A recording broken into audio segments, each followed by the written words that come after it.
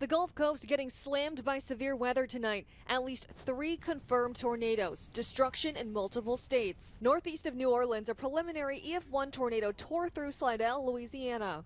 ABC News senior meteorologist Rob Marciano on the ground in the middle of it. This came up on the scene here in Slidell where a tornado came through. You see first responders here on the main intersection. All these commercial buildings blown out. That McDonald's heavily damaged.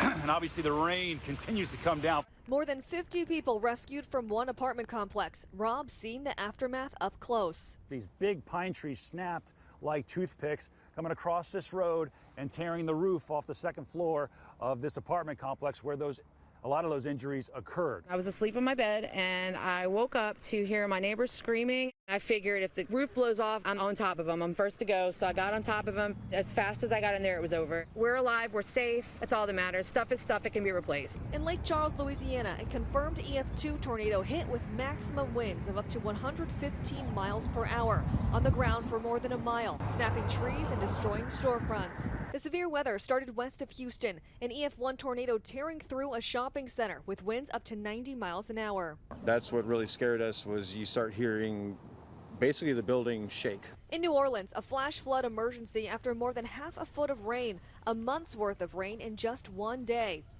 In Mississippi, multiple homes evacuated in Yazoo County amid fears a levee could break. A difficult night ahead for millions. Now, the storm system set to bring that same heavy rain and potential for tornadoes to the Carolinas, Ohio, and Pennsylvania. Jacqueline Lee, ABC News, Los Angeles. Watch breaking news on YouTube. Subscribe to ABC7 Chicago Eyewitness News.